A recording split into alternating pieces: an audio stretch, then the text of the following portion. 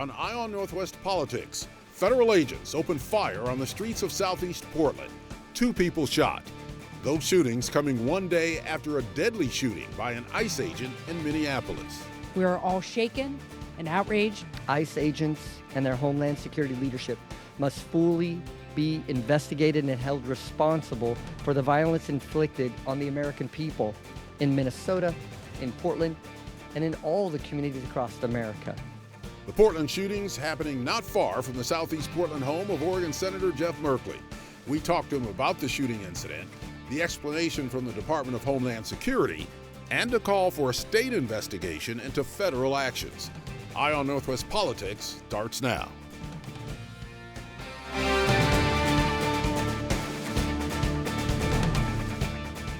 Thanks for joining us. This is Eye on Northwest Politics. I'm Ken Body. Oregon and Portland leaders condemning the actions of federal agents following the shootings of 2 people in southeast Portland. The Department of Homeland Security says U.S. Border Patrol agents were conducting a targeted vehicle stop in southeast Portland on Thursday. According to DHS, the stop involved suspected Venezuelan members of the Tren de Aragua gang. The agency says that when agents identified themselves, the driver attempted to run over the officers. DHS says that an agent fired a defensive shot as the driver and passenger tried to leave the scene. Luis David Nico Moncada, identified as the suspected driver, who DHS says, quote, weaponized their vehicle against an agent. Yerlenis Betsabeth Zambrano Contreras was identified as the passenger. DHS says both suspects are in the U.S. illegally. A Portland City Council session abruptly recessed about an hour after the shootings, councilors leaving to get informed about it. Thursday evening, Oregon Governor Tina Kotek and Portland Mayor Keith Wilson led a press briefing in which Wilson called for a halt to ICE operations in the city. Portland is not a training ground for militarized agents. When the administration talks about using full force, we are seeing what it means on our streets. As the mayor talked, protesters united at Portland City Hall with candles and signs.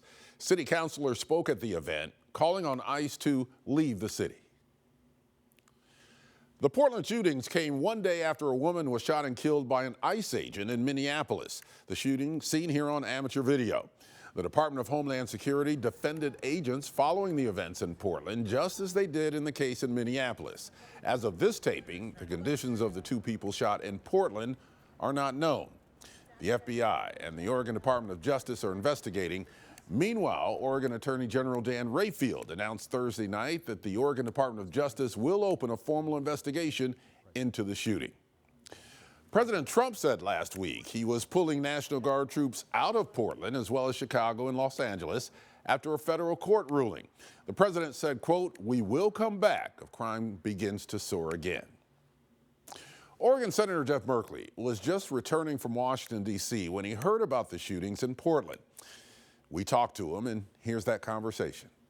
First of all, Senator, give me your reaction to Thursday's shooting in Portland. Well, I'm just absolutely shocked. I heard about it while I was on the plane, and coming on the tail of what happened in Minneapolis. I'm like, oh my God, oh no, not again. This could not possibly happen.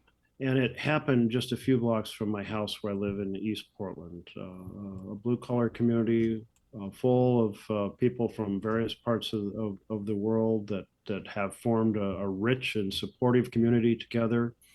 And just shocked to hear about it. And of course, not knowing the details. We know so few details at this point. Well, Senator, the Department of Homeland Security says that they were conducting a traffic stop of 2 people associated with the Venezuelan gang Tren de Agua. They say the driver, quote, weaponized the vehicle and attempted to run over law enforcement agents. And after hearing that, does that change your opinion of what might have happened? I have no idea if that's accurate. I mean, this administration has been so misleading on these issues. They have lied to us. In fact, Kristi Noem, the head of the Department of Homeland Security, said that no veterans had been deported. That was false. She said that there were no citizens who had been deported. That was false. She claimed Abrego Garcia was part of a gang.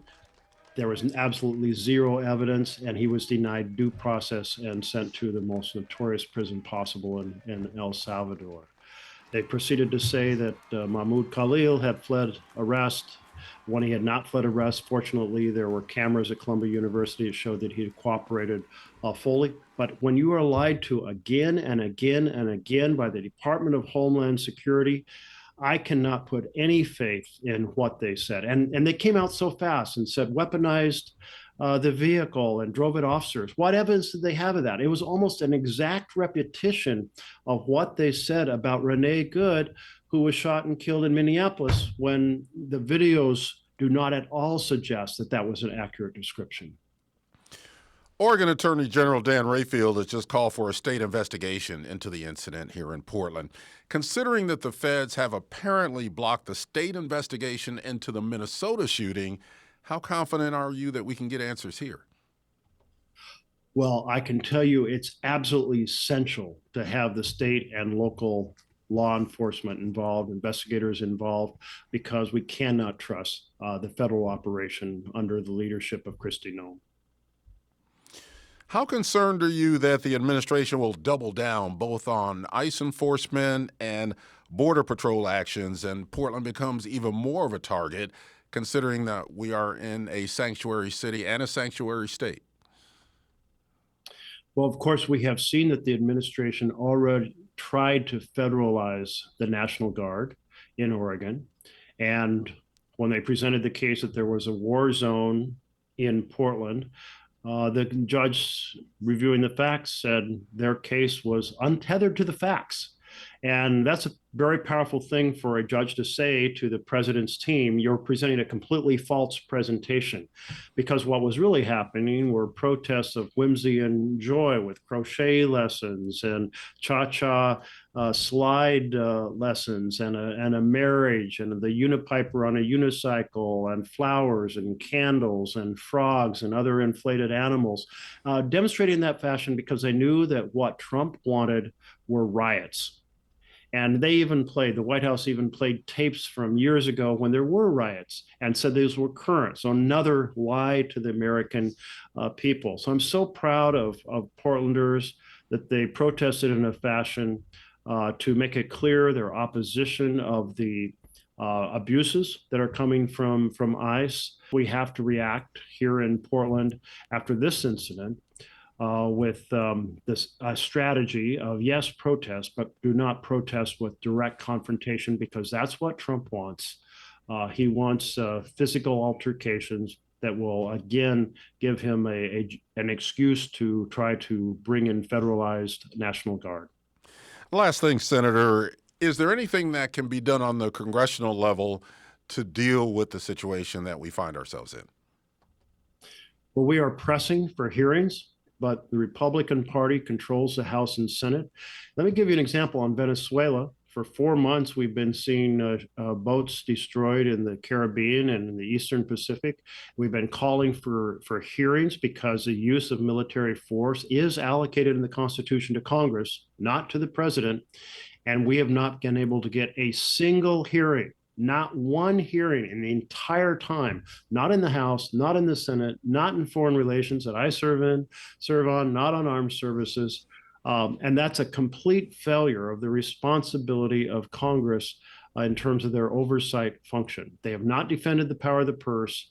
They have not conducted oversight. They have not defended their constitutional responsibility regarding war and peace. We have a rubber stamped Congress that you find in authoritarian style countries where a democratic republic has been replaced by a strongman state. And that's the big danger we are in right now, is that Trump and his team are following a careful game plan to undermine the checks and balances of our Constitution to create an enduring strongman state.